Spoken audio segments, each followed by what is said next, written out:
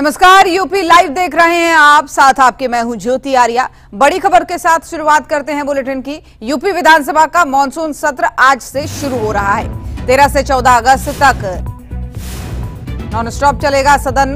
स्वतंत्रता दिवस के अवसर पर भी जो है सदन में अवकाश रहने वाला है। सत्र के दौरान कई महत्वपूर्ण विधायी कार्यों पर चर्चा होगी। तो उत्तर प्रदेश विधानसभा का मॉनसून सत्र आज से शुरू हो रहा है।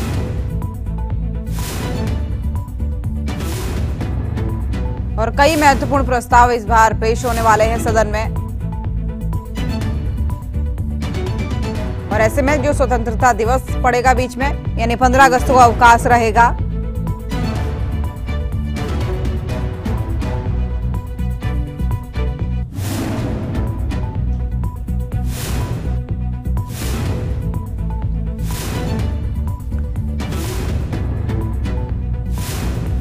तो उत्तर प्रदेश का मानसून सत्र आज से शुरू हो रहा है। बीच में 15 अगस्त को अवकाश रहेगा। तो सत्र के दौरान कई महत्वपूर्ण विधायी कार्यों पर चर्चा होगी।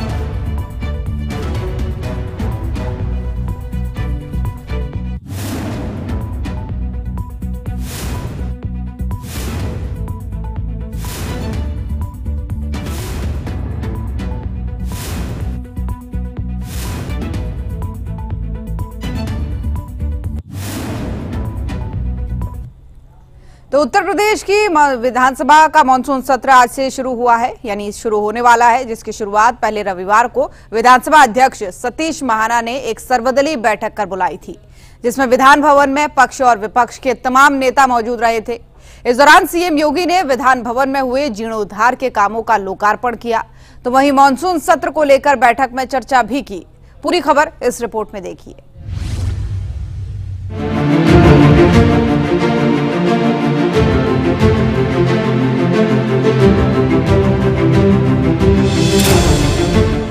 उत्तर प्रदेश के मुख्यमंत्री योगी आदित्यनाथ लखनऊ में विधान भवन पहुंचे।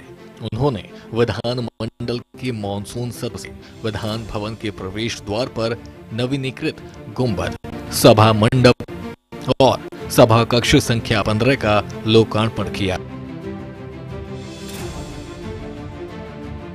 इसके साथ ही उन्होंने सर्वदलीय बैठक में भी हिस्सा लिया,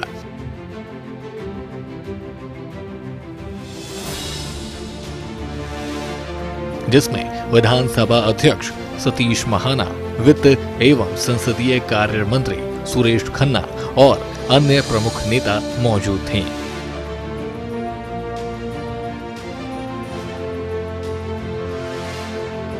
इस दौरान कई बिंदुओं पर चर्चा हुई।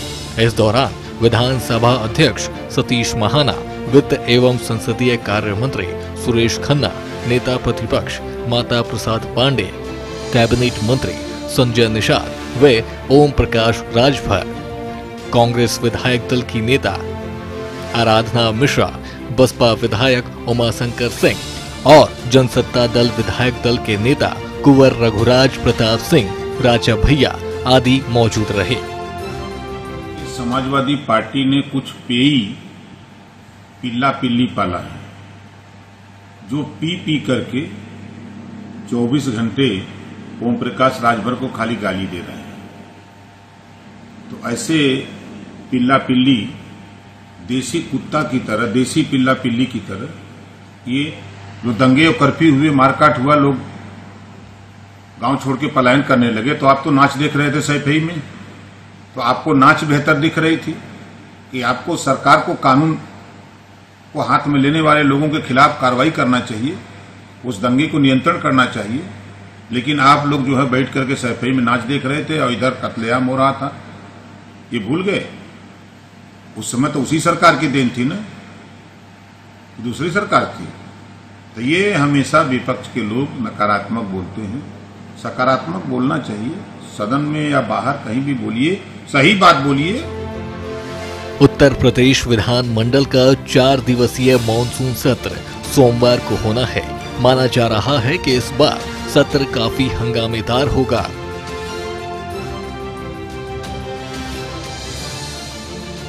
अब देखना होगा कि विपक्ष की ओर से विधानसभा में सरकार को किस तरह से घेरा जाएगा और सत्ता पक्ष किस तरह से विपक्ष का सामना करेगा। ब्यूरो रिपोर्ट, सूर्य समाचार।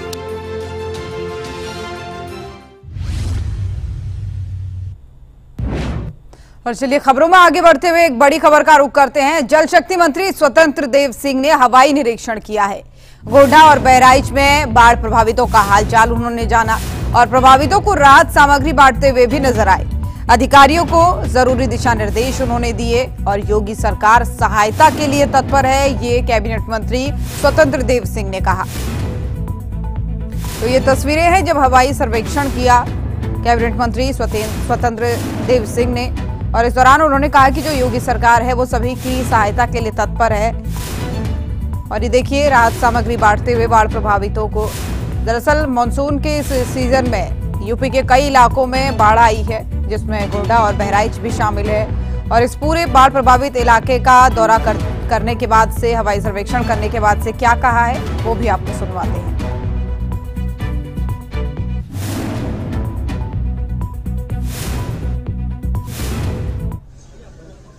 माननीय योगी जी का निर्देश है, संपूर्ण राज्य के अंदर जहां जहां बाढ़ से लोग प्रभावित हैं, सभी मंत्रीगण, जनप्रतिनिधि, अधिकारीगण जनता जनार्दन की सेवा के लिए तत्पर रहे। इसीलिए आदरणीय योगी जी की सरकार शिद्दत के साथ गरीबों की सेवा करने के लिए सड़क पर है और हमारे जनप्रतिनिधियों के द्वारा गांव में राहत जो सामग्री है उसका वितरण, मंत्रियों के द्वारा राहत सामग्री का वितरण, किसी प्रकार की और जब पानी उतर जाए तो अधिकारी भी शिद्दत के साथ गाद की सफाई, स्वच्छता, मतलब इस किट जो भी उपलब्ध है आपके पास, ऐसे डॉक्टरों की टीम गांव-गांव में जाए, ये निर्देश है। और आपके माध्यम से गाँव वालों से भी मैं कहूँगा थोड़ा इस समय बाढ़ के समय थोड़ा गर्म पानी, गुनगुना पानी और किसी प्रकार का बासी और इस सब खानों से थोड़ा बचना चाहिए। स्वास्थ्य के और जुकाम खांसी किसी को आता है तो तुरंत डॉक्टर को सूचित करें, डॉक्टर उपलब्ध रहेंगे। और एक तरह का पशुओं के भी लिए पशु आहार, चारा और भूसा की भी पूरी व्यवस्था है, किसी प्रकार की कोई कठिनाई नहीं है। हमारे सभी जनप्रतिनिधि और सभी अधिकारीगण नीचे तक काम कर रहे हैं। और बनारस में रविवार को बुलडोजर एक्शन देखने को मिला, जिसमें भारी पुलिस बल के साथ साथ प्रशासन के आला अधिकारी भी मौजूद रहे। काशी के किस हिस्से में हुई है ये कार्रवाई और क्या रही इसकी वजह, देखिए इस रिपोर्ट में।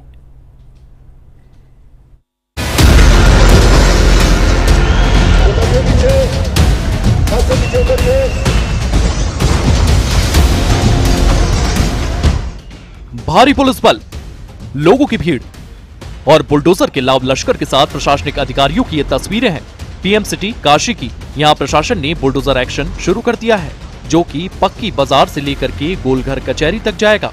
करीब 300 मीटर क्षेत्र में ये कार्रवाई चल रही है। संदाहा चौराहे से कचेरी गोलघर चौराहे तक 4 लेन निर्माण के लिए ये कदम उठाया गया है। कार्रवाई के दौरान किसी भी तरह की अप्रिय घटना से बचने के लिए भारी पुलिस बल और पैरामिलिट्री फोर्सेस तैनात की गई हैं। प्रशासन ने प्रभावित लोगों को पहले ही नोटिस देकर सूचित कर दिया था। इस बुलडोजर अभियान के दायरे में लगभग 30 से 40 मकान आ रहे हैं। प्रशासन का कहना है कि यह कार्रवाई शहर में यातायात व्यवस्था सुधारने और सड़क चौड़ीकरण परियोजना को समय पर पूरा करने के लिए की जा रही है।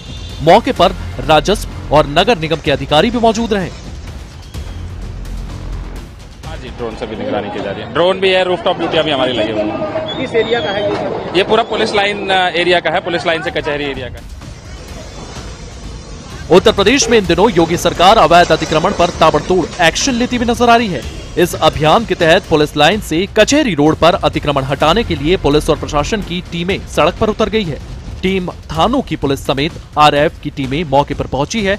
इतना ही नहीं, किसी भी तरह की परिस्थिति से निपटने के लिए कड़े इंतजाम किए गए हैं, जिसके लिए दंगा नियंत्रण वाहन भी बुलाए गए हैं।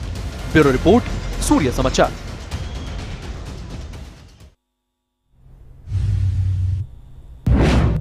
और उत्तर प्रदेश में इन दिनों नदियों के किनारे बसे शहरों को बढ़े हुए पानी से पेश आ रही परेशानियों का सामना करना पड़ रहा है।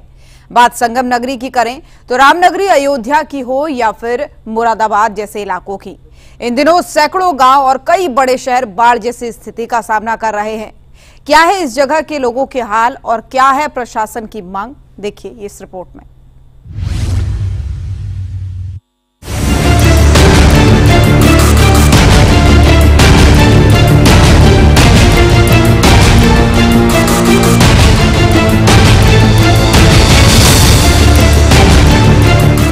रास्तों पर पानी, खेतों में पानी और पानी ने सड़कों को भी बनाया अपना रास्ता।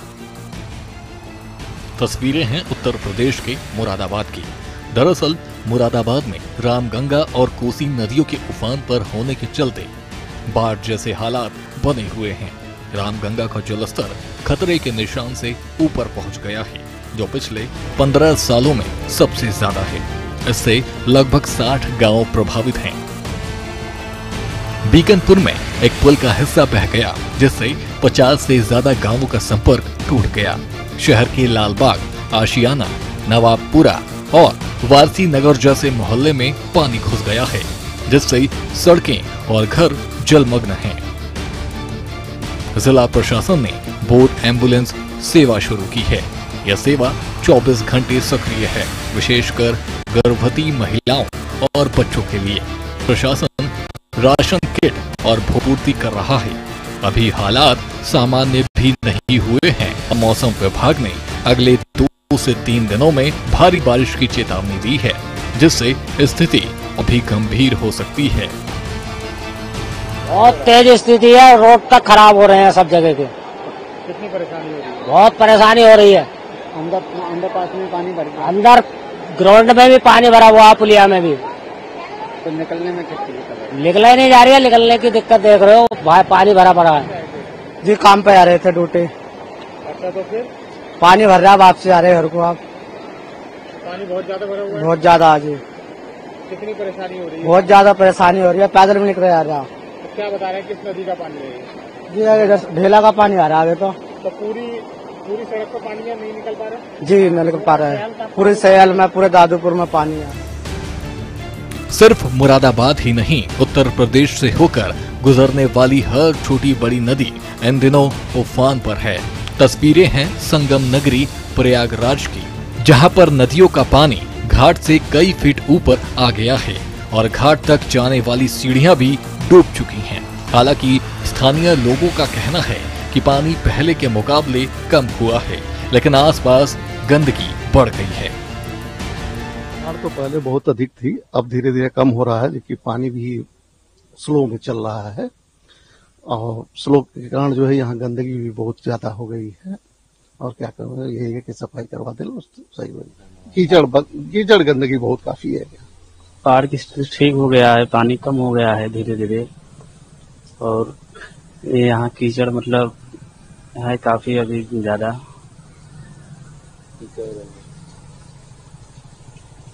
पानी कम होने लगा है। हाँ, पानी काफी कम होने लगा है। इसी तरह से अयोध्या में सरयू घाट पर भी जलस्तर पहले के मुकाबले बढ़ा हुआ है, तो वहीं यमुना नदी भी पहले से कई फीट ऊपर बह रही है। प्रशासन ने लोगों से एहतियात बरतने का आह्वान किया है, तो वहीं बाढ़ प्रभावित इलाकों से दूर रहने की भी सलाह दी है। ब्यूरो रिपोर्ट, सूर्य समाचार।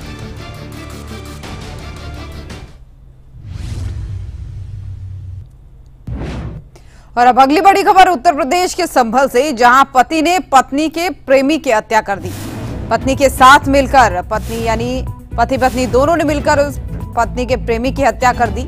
हत्या के बाद दोनों पति पत्नी फरार बताए जा रहे हैं।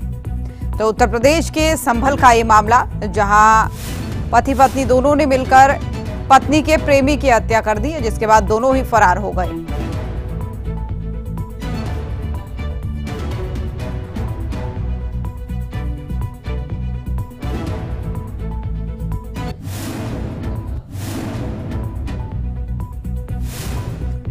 तो देखिए तस्वीरें भी सामने आई है मौका है वारदात की, जिसके बाद बताया ये जा रहा है कि दोनों पति पत्नी फरार हैं अपने घर से। पत्नी का प्रेमी था जिसकी हत्या हुई है।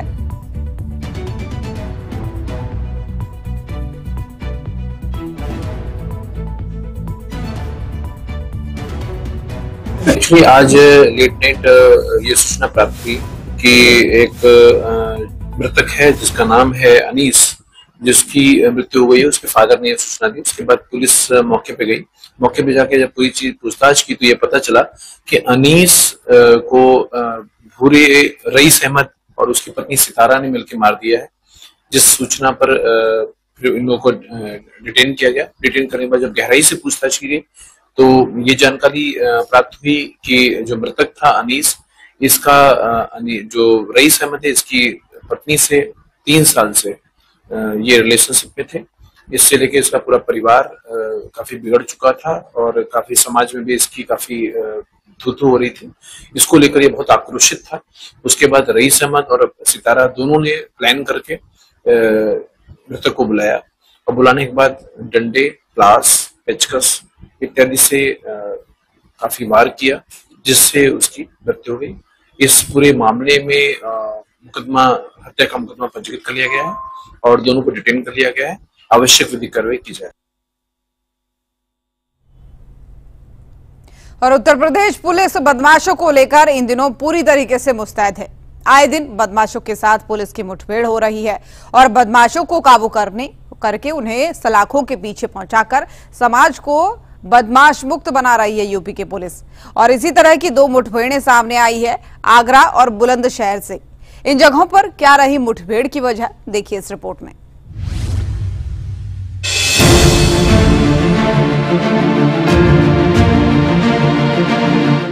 यूपी पुलिस की बदमाशों की धरपकड़ लगातार जारी है। पुलिस ने आगरा के जगदीशपुर में 10,000 के नामी बदमाश को लेकर के मुखबिर से मिली एक सूचना के आधार पर जगदीशपुर पुलिस ने सक्रिय होकर पथौली नहर रोड पर एक नाका लगा दिया। यहाँ पर नीले रंग के स्कूटर पर सवार एक संदिग्ध व्यक्ति पुलिस के रोकने पर भागने लगा और वो पुलिस पर फायरिंग शुरू कर देता है। आत्मरक्षा में पुलिस ने जवाबी फायरिंग की, जिसमें वो घायल हो गया है। मोहसिन नाम का ये व्यक्ति, जिसने पहले भी चोरी की वारदात को अंजाम दिया है, अस्पताल में भर्ती है और उसके इलाज के बाद आगे की पूछताछ की जाएगी। देखिए, मुखबिर खास से सूचना प्राप्त होती है 10,000 का इनामिया जगदीशपुरा में चोरी कारित कर सकता है। जैसे ये सूचना प्राप्त होती है, जगदीशपुरा टीम तुरंत एक्टिव होती है और जगदीशपुरा पथौली नहर मार्ग पे चेकिंग लगाई जाती है।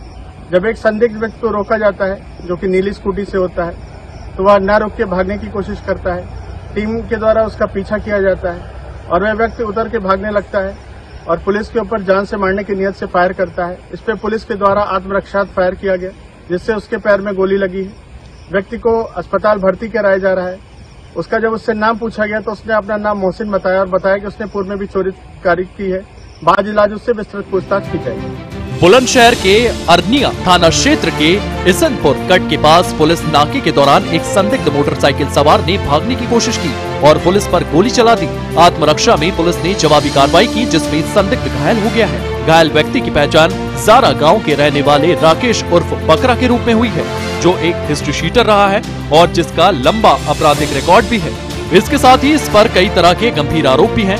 वो 10 साल से गिरफ्तारी से बच रहा था। उसके पास से कई संदिग्ध चीजें भी बरामद हुई है। उसे इलाज के लिए CSP भेज दिया गया है और अरनिया पुलिस आगे की कानूनी कार्रवाई में जुट गई है। थाना अरनिया पुलिस ईसनपुर कट के पास चेकिंग कर रही थी। इसी दौरान एक संदिग्ध बाइक सवार व्यक्ति को पुलिस पार्टी के द्वारा रुकने का इशारा किया गया। इस पर उक्त व्यक्ति के द्वारा भागने का प्रयास किया गया एवं पुलिस पार्टी के ऊपर फायरिंग की गई।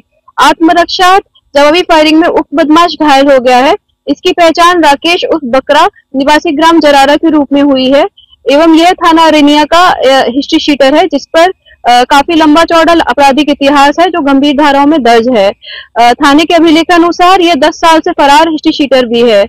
इसके पास से एक बाइक जो संदिग्ध है एवं एक तमंचा, कुछ जिंदा एवं खोखा कारतूस बरामद किए गए हैं। घायल को उपचार हेतु CSC भेजा गया है। अरनिया पुलिस के द्वारा अग्रिम विधिक कार्रवाई की जा रही है। इस तरह की कार्रवाई से लोगों का विश्वास पुलिस के प्रति बढ़ा है और बदमाशों ने भी पुलिस के डर से बदमाशी छोड़ दी है। बचे कुचे बदमाशों के खिलाफ ऑपरेशन लंगड़ा के तहत कार्रवाई करते हुए पुलिस बदमाशों का सूपड़ा साफ करने में लगी हुई है, ताकि पूरे प्रदेश में शांति और बदमाशों से मुक्त माहौल बन सके। ब्यूरो रिपोर्ट, सूर्य समाचार। तो यूपी लाइव में फिलहाल के लिए मेरे साथ बस इतना ही। देश और दुनिया की बाकी खबरों के लिए आप देखते रहिए सूर्य समाचार। नमस्कार।